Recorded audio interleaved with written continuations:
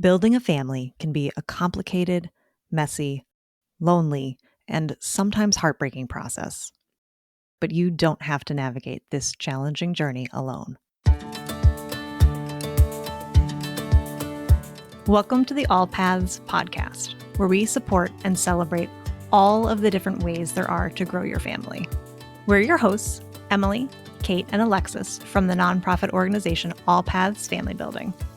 And today we're talking with Andy Lamb about his journey. Andy, thank you so much for joining us today. I'm thrilled to be here. Thank you. So, Andy, we would love to start by just hearing your own family building story and maybe start with the beginning of your love story, if you would.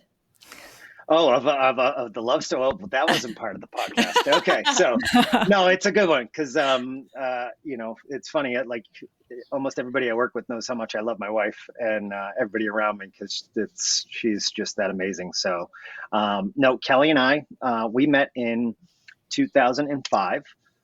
Strangely enough, I was relating this story this week. We met online back when it wasn't even like a thing. There were no apps, anything like that. I didn't tell any of my friends or anybody, but we met online and right away, knew she was the one. I think after our third date, we didn't separate after that. So we fortunate enough to both meet when we were in our mid-20s. We got married pretty quickly. And we traveled the world and we did so many things just as, the things that we wanted to do before we had a family, because we knew how important that was when we did have a family to be able to look back on these memories, these shared experiences. And trust me, every day we use it now. Like, remember when we were here, like when things are tough. So we were very lucky to have that experience. And it was about 2008, 2009, where we started thinking about kids.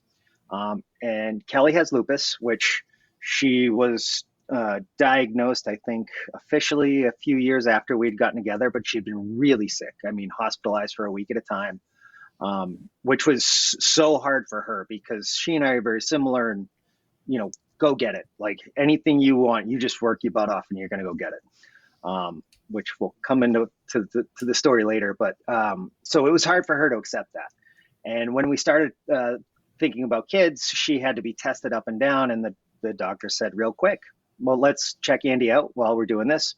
So as any guy who goes through this experience, got to have my first experience of my donation. And, how the magic of all of this really starts to run out when you're either running from your house. And I've talked to so many guys who I tried it at home. I missed the time cutoff and it wasn't viable. So, then you're in the office and it just becomes a whole thing. And it really starts to etch away at who you are and what this whole process is. But you learn quick. So get the results back and I have 0 sperm. Okay. So me thinking, everything is achievable. What's the next step? And both of us are very systematic in that way. So we go and we get checked out and they decide, okay, we're going to give Andy a varicocelectomy. And for anybody who doesn't know what that is, that's when you have excessive veins in your testicles that could add to, different heating, different blood flow situations. So they're going to go in and do a varicocelectomy and tie some of those off. So I went into it thinking this is going to solve it. As soon as we get out, we're going to be good to go. Go and have the surgery. I actually woke up during surgery and I was able to see everything. I mean, see everything that they're working on. Unfortunately, I have a high tolerance to anesthetics and things like that. So they're like, no, you're fine, you're fine. And then tried to convince me afterward that, it was no big deal. But even still, it was like, okay, we did this and you have to wait 4 months for everything to heal before you do your sample again. So throughout the whole 4-month process, I am positive I know that this is going to work. Didn't work. So, okay, what do we do next? So they said, we got one more shot at this. We're going to go in, we're going to take a sample straight from your testicles, do a biopsy, check for cancer, do all of that. So go in, do that. And the next day, that afternoon, they call with the results. And I still remember lying on the couch with ice on my business, like, okay, this is the call. And got the call, no sample, nothing in there. And it's almost like shock. It's like, I don't know. For me, it didn't register fully. It was just a fact that, okay. So then you start thinking, as we normally do, like, what's next? And it was a matter of just, I didn't know what to do next. And the realization of, setting goals and accomplishing them. And if I couldn't accomplish a goal, you could work harder and do it. That wasn't an option. There wasn't, like, that. My body had failed, period. And how do you fight with that, right? So we went through, and at this point I'm still positive, and it was all a front. It was just me forcing willing to keep going forward. We had the conversation of, do we want to do donor sperm? And Kelly was so spectacular through all of this, truly. And because of her issues, even when she was 12, she had to have surgery, and she always thought she was going to adopt. For her, it was just like, okay, that's our next step. But we talked about donor sperm. If she was like, do you want me to look at a donor egg so that you don't feel left out? Because once you start in that conversation, there's an imbalance. And it's not because anybody is forcing you to feel that way, or that there's the reality of an imbalance, but that imbalance of, okay, now I'm not going to be playing a part in this equation anymore. What does that look like? And in the beginning, you just think of worst case scenario all the way to the end of when they're adults, and the things that kids might say to you because of what you play in this imbalance. I'll start off also by saying, whatever path somebody goes is right for them, then go with that path. Like, there's no wrong path to go. So if you do donor sperm, donor egg, adoption, a gestational carrier, however you have to create your family, that's how it was meant to be. And you have to do what feels right to you. Thank you, obviously, so much for sharing your story. And just, it strikes me that there's more to it. Oh, yeah. I know. Yeah. But it strikes me so much that what you said about how you guys are such planners. And I think a lot of us in this community typically are planners, and that typically the output of effort equals a certain result. And it really resonates with me that you got to that point where you felt like at that immediate juncture, there wasn't a next step right before you to be able to say, like, what is the path? But then it sounds like you kind of got over that feeling of like, wait, we don't have a plan now, and started exploring different paths to parenthood, which is great. I'll say Kelly got there first. Yeah. And because I trust her implicitly, I was along for the ride. It took about 3 months for it to all settle in, and I did not handle it well. It was like a dark veil came down. And as a typical guy, and leading up to this, I was a typical guy. I played hockey. I, framed houses. I ran marathons. I did what I was pushing so hard that in between surgeries, I did the Pan Mass Challenge because I needed to prove I could do something. You know what I mean? And it was just like stupid, obnoxious, like, why? But it's who I am. I push and push, but this I couldn't push through.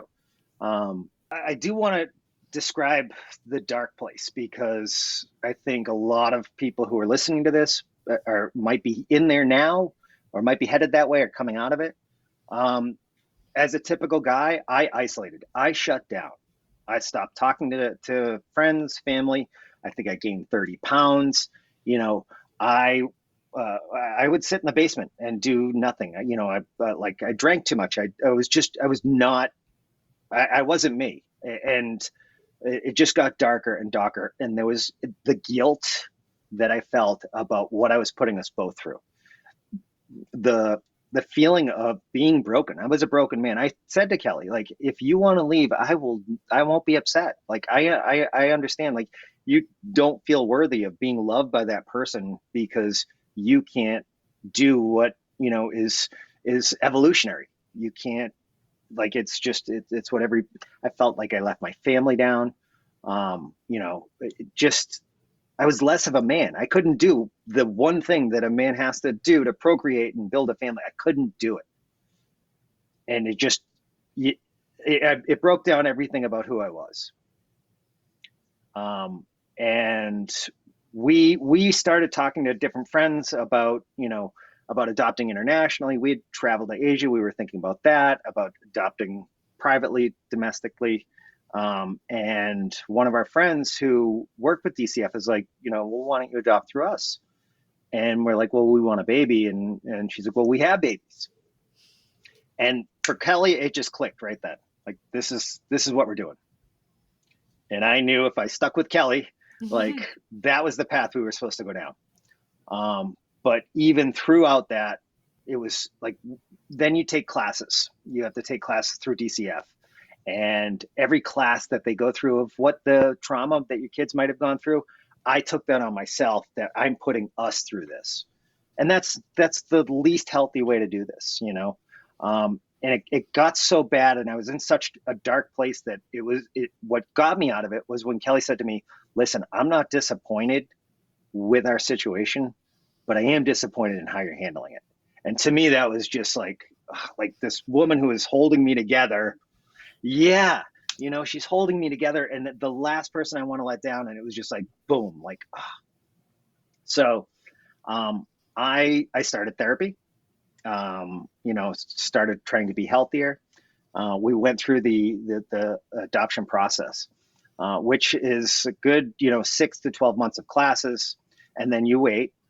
And we were actually matched with a sibling set. And we went out and we got all the furniture. I built all the furniture. The bedroom's all set up. And the day before we were supposed to meet them, they called and said that the foster parents wanted to keep them. So, which is wonderful. So objectively, this is wonderful that they love them so much. They want to keep them. They already have that relationship. You can't fault them for that. But for me, sitting in my room, looking down the hall at the bedroom with the beds all set up, it was just like another failure that was caused by me. So we went back and we talked to them, and they were really good. DCF was really good about how they handled the situation and how they were going to handle it next. But I'm still struggling. So we were placed with our oldest. So Sophia, she was 4.5 months. We met her, and my God, I mean, this child glowed, and she was it. She was my buddy. But I will say that even through that, through all the excitement of bringing a child home, and you have to get used to the idea that this is not the plan. You're not bringing a child home from the hospital. You don't get to have the same things that everyone else gets to have, but you get to have your own things. So we still celebrate, Sophia's coming home day, like things like that, like where we do things, that no one else gets to do, but we get to do. But I vividly remember it was about 2 months into it, and I'm rocking her in the chair, and she's sleeping, and I am bawling my eyes out because here I am holding a perfect child who is just nothing but love, and she's my daughter, but I'm still mourning. And that's what it is. You're mourning the loss of what you thought your family was going to be. And I'm still crying, and I felt so guilty that, who am I to be holding a perfect child and still want, my own biological child? And through therapy, like, he's like, it's okay to have both of those feelings together. That's okay. That's very normal.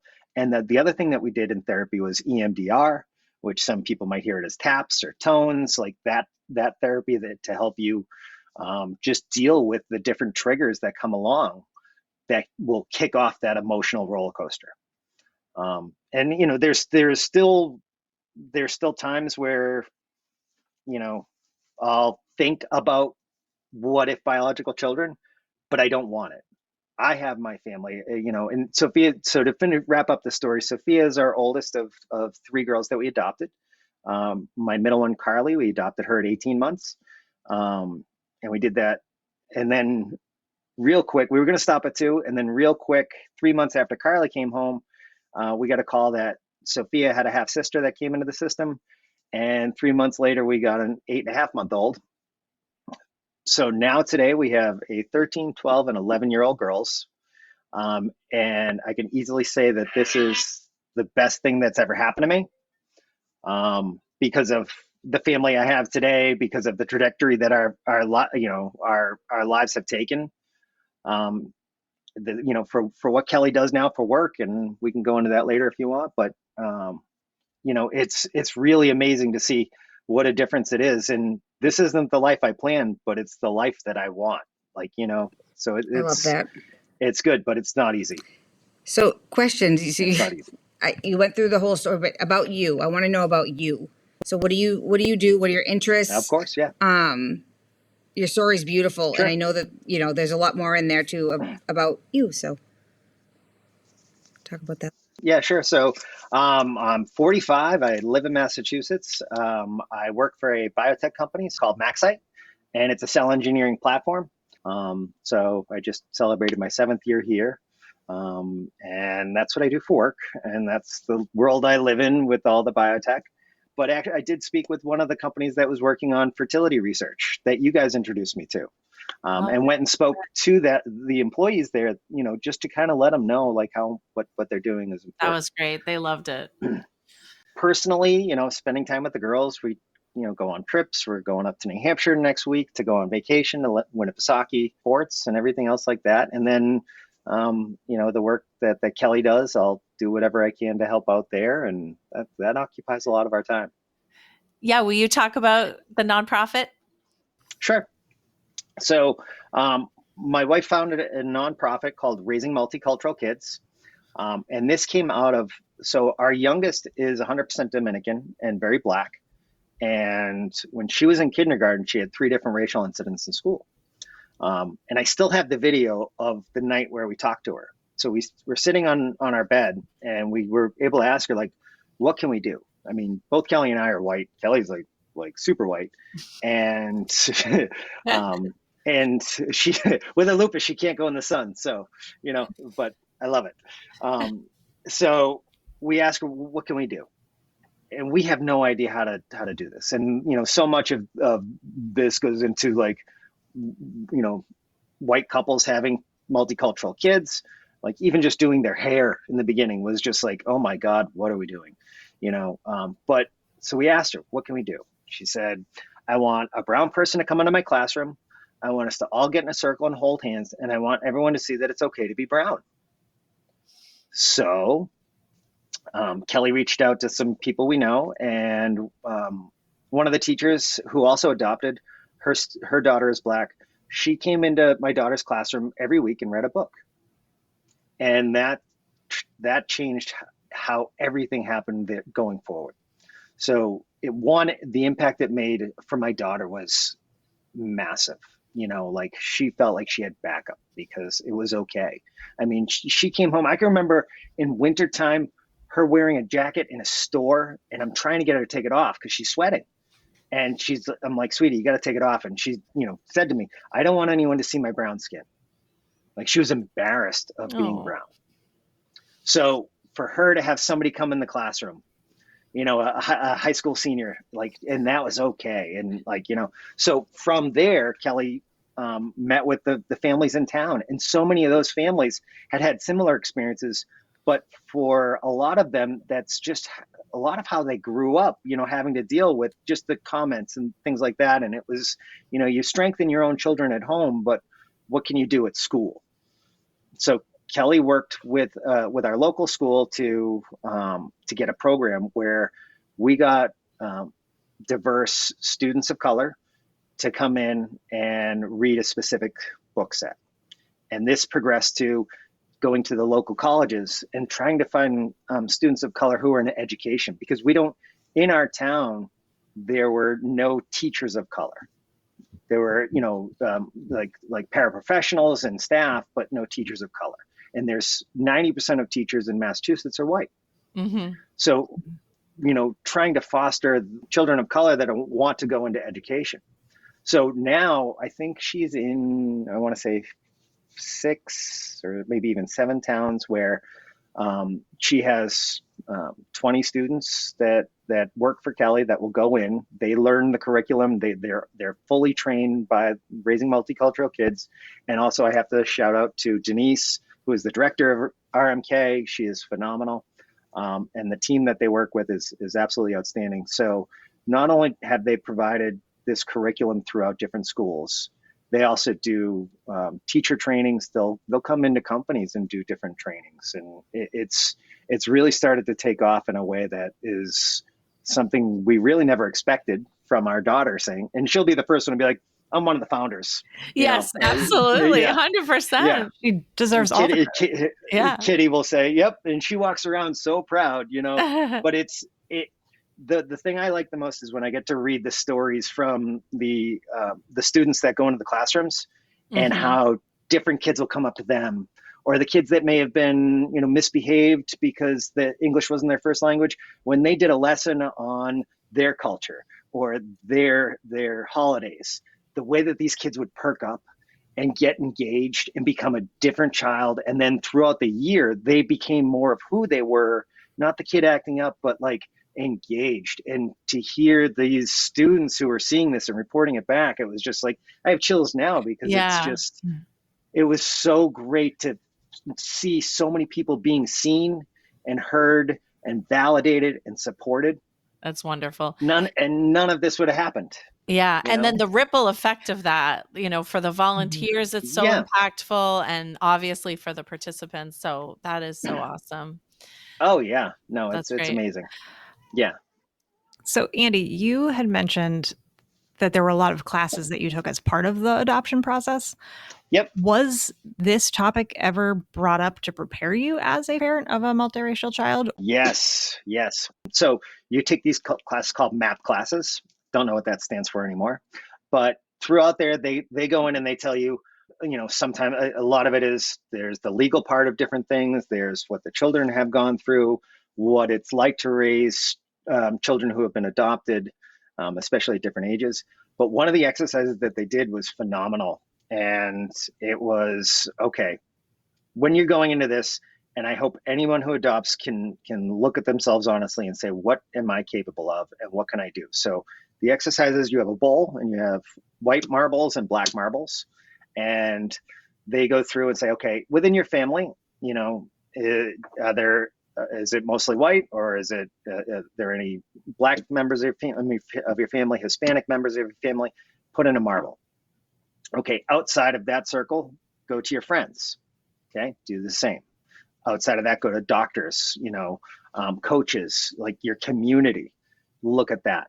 And by the end of it, it was almost all white.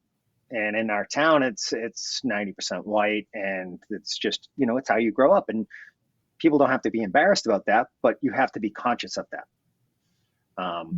And if you're going in, anybody, even with biological kids, should look to broaden their community. But what kind of work do you have to do if you adopt multicultural kids? And what are you okay with?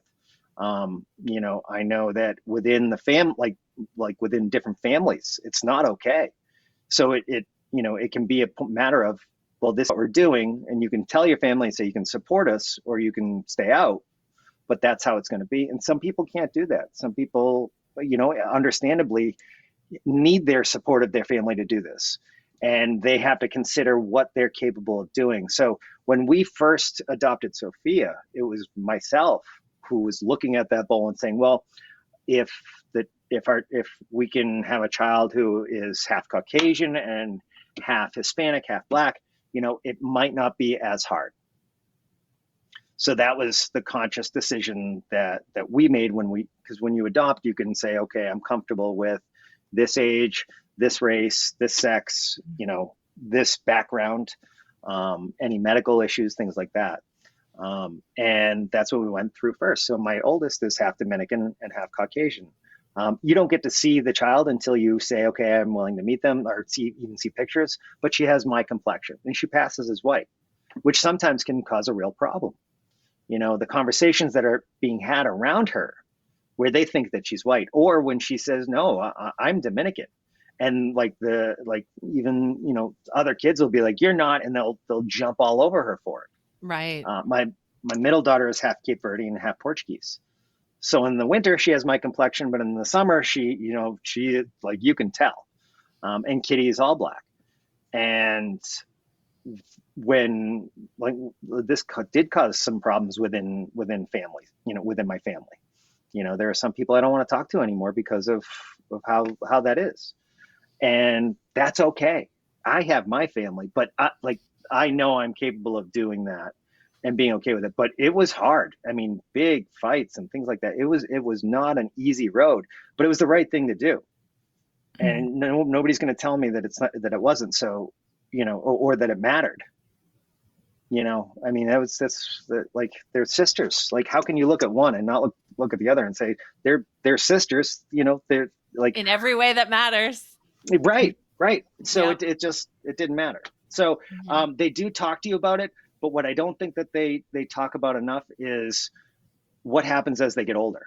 So when we go to amusement parks, I'm looking around to see if Kitty's the only black kid there.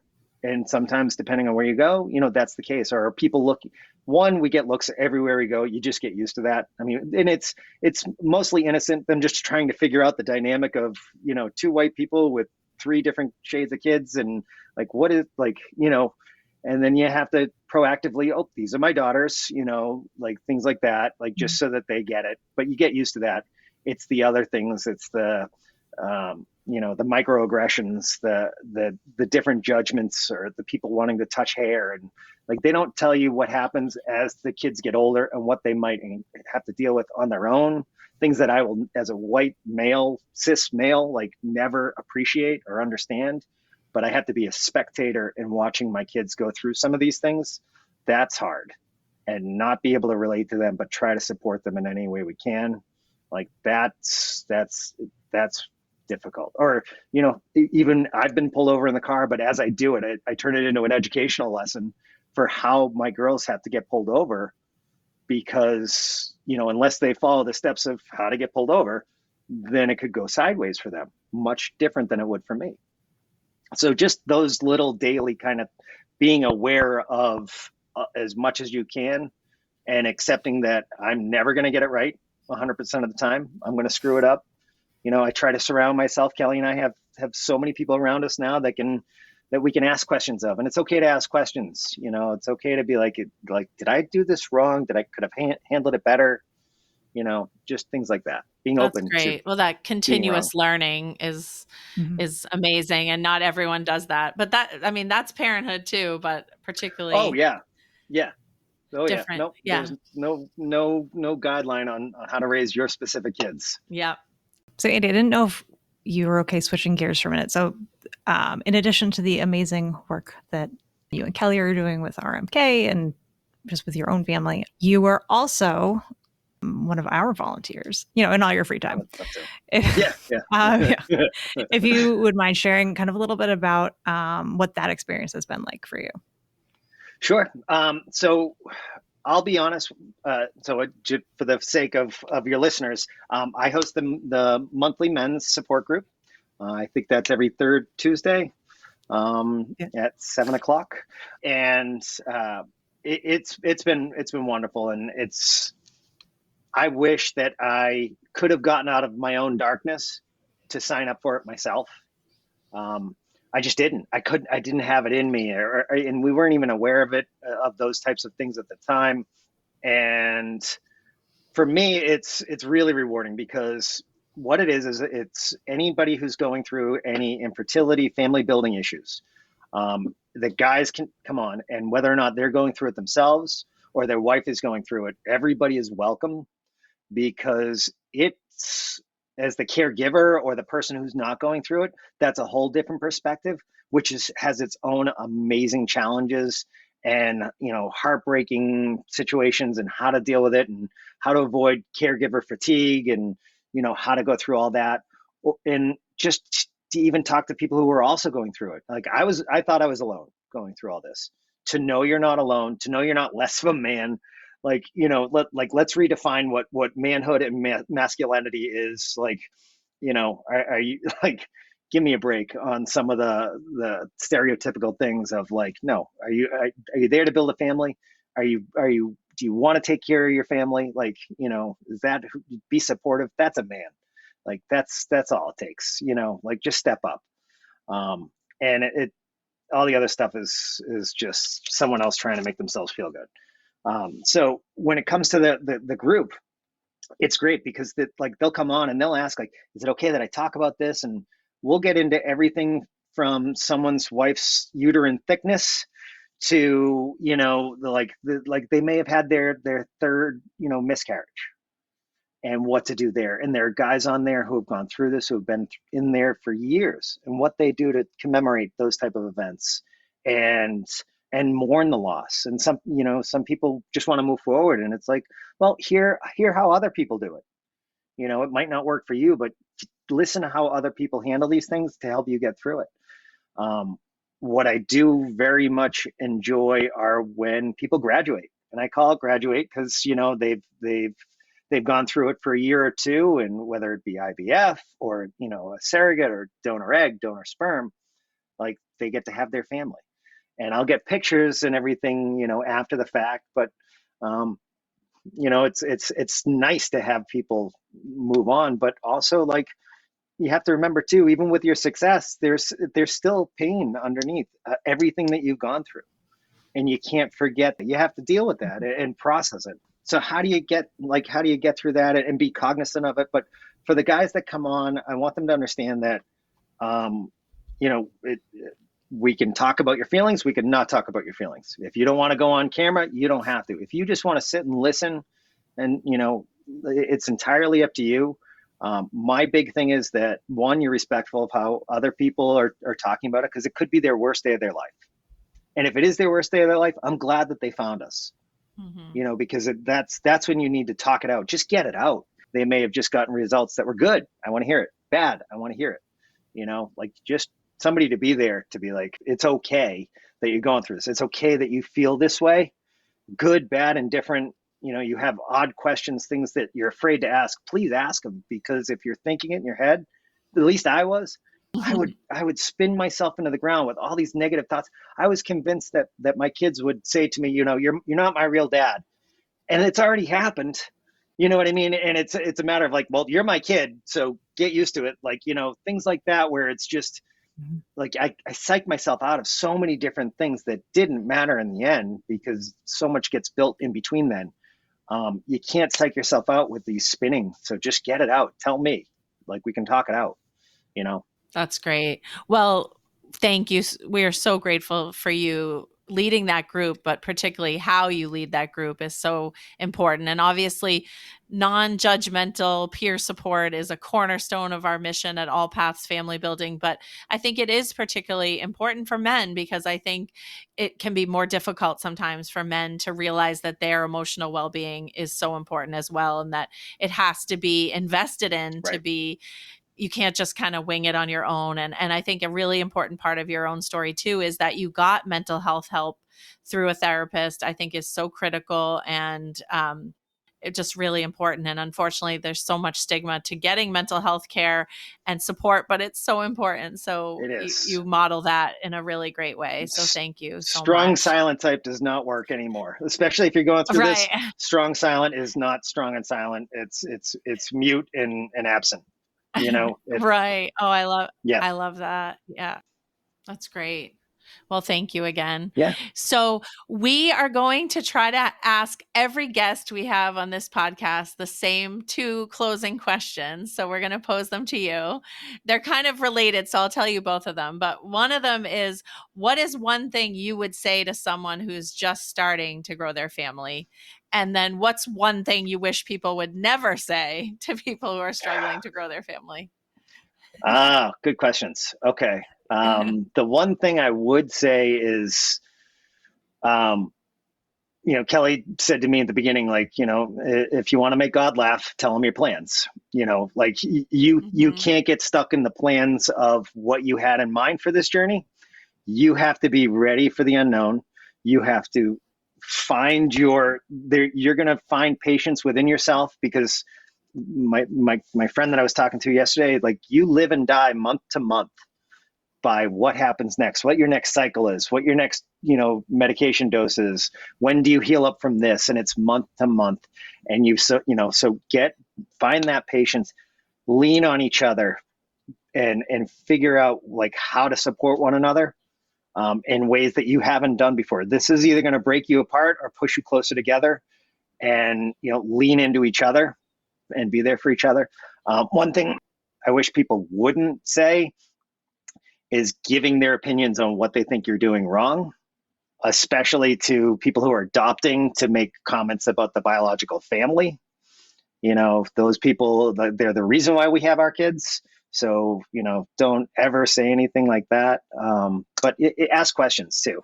I mean, instead of giving your opinion on something, just ask questions and be forthright in your question, be sincere. So that's what I would say. I love that. Thank you so much.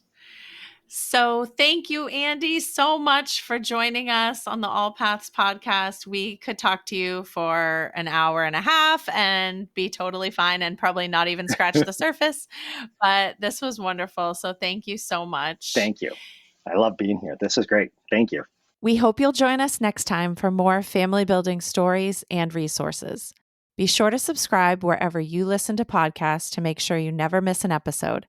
And follow us on social media at AllPathsFB, or visit our website, allpathsfb.org, for more information about our work.